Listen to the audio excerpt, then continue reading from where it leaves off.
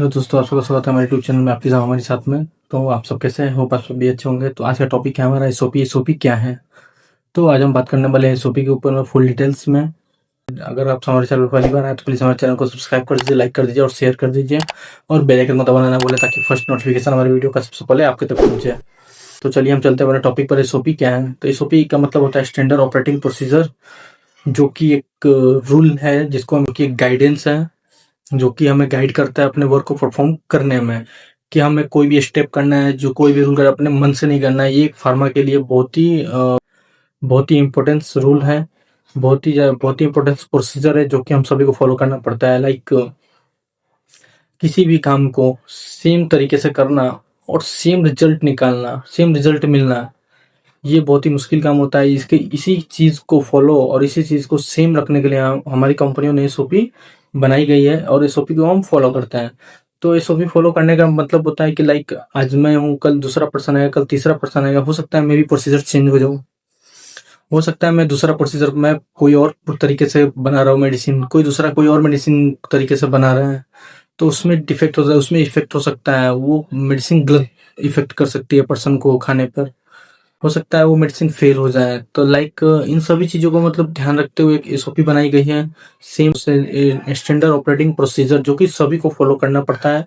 और मैंने जो मेडिसिन बनाया जिस तरीके से, उसी तरह नेक्स्ट पर्सन भी आएगा तो सेम प्रोसीजर फॉलो करेगा और सेम मेडिसिन रेडी करेगा। एसओपी भी हमारी USFD guideline, Indian drug regulatory guideline, बहुत जितने भी गाइडलाइन हमारी कंपनियां फॉलो करती हैं उन सभी को ध्यान में रखते हुए एसओपी बनाई जाती है और एसओपी को हम फॉलो करते हैं। लाइक हमारा वर्क, उसमें एसओपी में हमारी सारी वर्क स्ट्रक्चर होती है कि हमें इस सारी स्टेप वाइज उसमें गाइड किया रहता है कि हमको कौन सा काम कैसे करना है, कैसे परफॉर्म करना है, फर्स्ट कौन सा, सेकंड कौन सा, थर्ड कौन सा। तो ये हो गया एसओपी के बारे में। तो इसके पीछे भी एक पेनफुल स्टोरी है जो कि मैं आप सबसे शेयर करना चाहता हूँ। तो ये एक स्टोरी है थैलिडोमाइड की।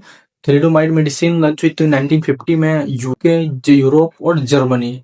सबसे ज़्यादा यूरोप में इसकी इफेक्ट देखी गई थी। तो ये मेडिसिन प्रेग्नेंट लेडीज़ों को भी दी गई।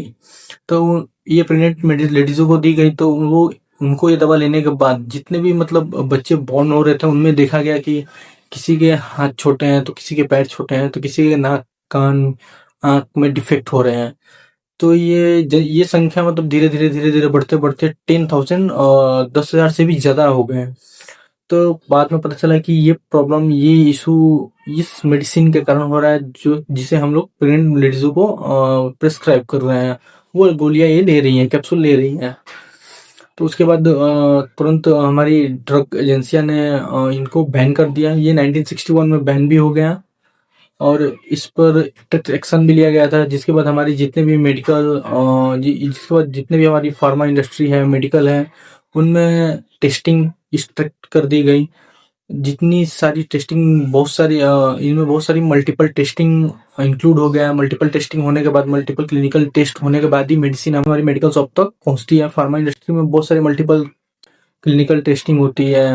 QC, vendor, material, raw material की testing, QC testing, micro testing, ये सारी टेस्टिंग होने के बाद ही भी ये यूएसएफडीए गाइडलाइन अप्रूवल और सीडीएसओ अप्रूवल, देन मेडिसिन हमारी मार्केट में लॉन्च होती है और मार्केट में मेडिकल स्टॉक तक पहुंचती है। तो ऐसे ये नहीं कि मतलब इसमें 10,000 प्लस चिल्ड्रन की डेथ भी हो गई थी। इसमें देखा ये गोली नींद न आने पे ली जाती थी। ये गोली एंजाइटी को कम करने में यूज करते थे और ये गोली मॉर्निंग सिकनेस को कम करने के लिए भी ली जाती थी। तो ये सारी चीज़ें हमारी प्रेग्नेंट लेडीज को होती हैं तो उनको भी ये प्रिस्क्राइब कर दिया गया था, जिसकी वजह से ये सारी इफेक्ट और ये सारी प्रॉब्लम हमें देखने को मिली। तो ये बैन कर दिया गया था, लेकिन ये नहीं कि थैलिडोमाइड जैसी और भी घटना नहीं हुई है। इसकी जैसे और भी बहुत सारी घटना हुई है जो कि हमारे स्क्रीन पे आप देख सकते हैं एक एक करके।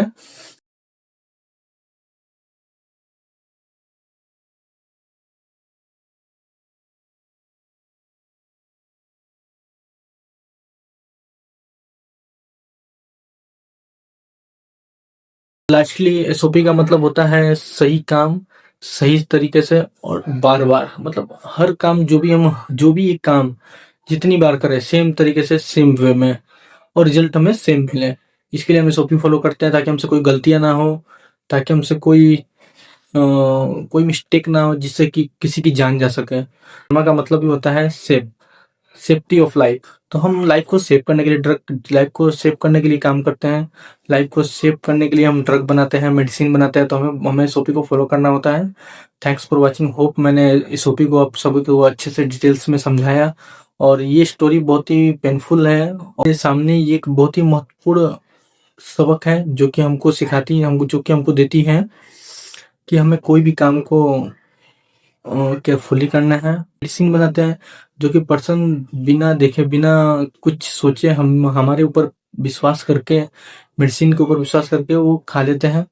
उसका असर उन पे पड़ता है कि उनकी जान चली जाती है।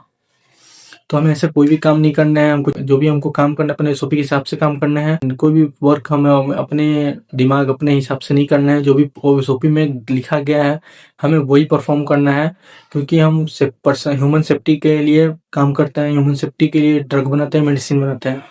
तो थैंक्स फॉर वॉचिंग। अगर आप हमारे चैनल पर पहली बार आए तो प्लीज़ हमारे चैनल को सब्सक्राइब कर दीजिए, लाइक कर दीजिए और शेयर कर दीजिए। Thanks for watching. Thank you. Video कैसा लगा आप सभी को प्लीज़ कमेंट करके बताइए। थैंक्स।